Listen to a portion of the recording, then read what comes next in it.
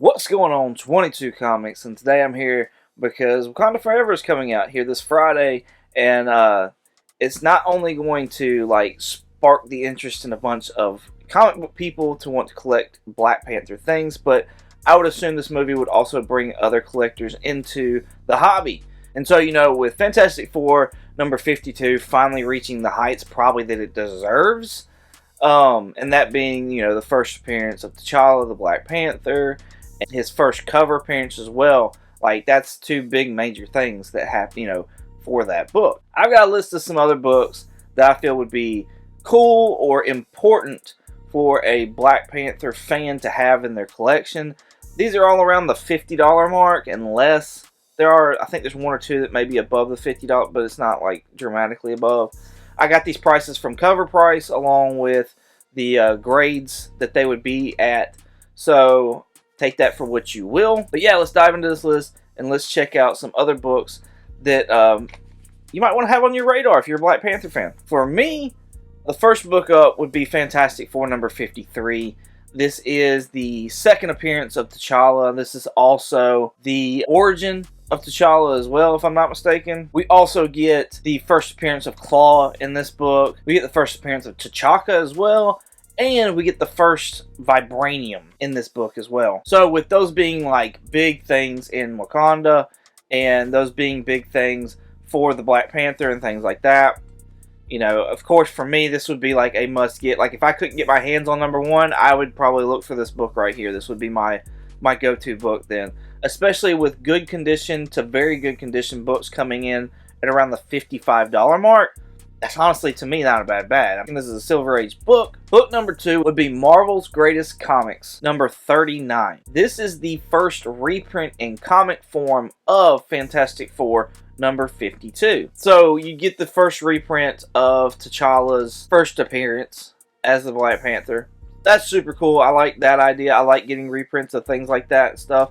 With near mints coming in at around $15, it's really not that bad of a pickup, in my opinion. Number 3, the things that usually pop off for a character are, of course, the first appearance, the first cover, the origin, and the number 1. Black Panther number 1 is coming in right now. This is the first solo story or solo title for the Black Panther. Before this, he, of course, had shown up in Fantastic Four, like we've already talked about. And he also had solo stories in a title called Jungle Action. But this is his first self-titled solo series. I know this is probably already a hot book and things like that, but the very fine near mints are coming in around $55. This is really about par with what Moon Knight was doing and things like that. In fact, Moon Knight actually got a little bit higher than that. So I don't think this is really that bad of a pickup, especially in the very fine near mint grade. But yeah, maybe keep your eyes out on that. Maybe that's something you want to look for. My next book is Fantastic Four 119. This is when the Black Panther actually changed his name to the Black Leopard. There's a lot of things going on at that point in time with the Black Panther Party. And I feel like Marvel was trying to disassociate themselves with that, even though their character came out before that party actually came about. So they actually sat there and went as far as changing the Black Panther, having T'Challa change his name from the Black Panther to the Black Leopard. I'm glad they didn't stick with that. I'm glad they kept with what they had created originally. This book right now sits at around $40 near mint. I think that's a little high, but it is still something super cool, in my opinion anyways, with the Black Panther and that whole mythos of that character. We've seen characters sit there and change their names here and there over time and stuff like that, but this actually had implications because of outside of what was going on in comic books as to why that character changed their name or had their name changed. This might be a book that you're interested in. Alright, this is my last book. This is Fantastic Four number 608. This is when the Black Panther T'Challa becomes the King of the Dead. Now, that has huge things that happen in Secret Wars and stuff like that. No spoilers or anything like that. But, yes, T'Challa at this point becomes the King of the Dead. And so that is a big thing, in my opinion, for the Black Panther. Near mints are coming in at around $10.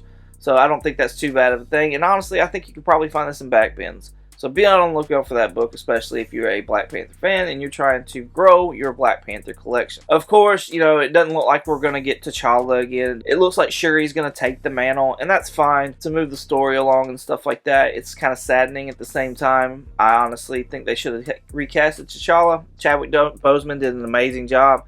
I would definitely not want to follow in his shoes, kind of thing. But still, I think for the character's sake, they should have recasted T'Challa. We are getting Shuri, and of course, you know, Shuri books are starting to pop off. Didn't really put anything in for Shuri because those are like the super hot books right now. And I just think that if you give it time, that you'll be able to find those books for a lot cheaper. There you have it. Thank you all so much for coming by and checking out my video. I greatly appreciate you. You can find me on eBay and Instagram at 22_comics. You can also find me on a podcast called Comically Comics. Once again, thank you all so much for watching. And as always, y'all have a good one.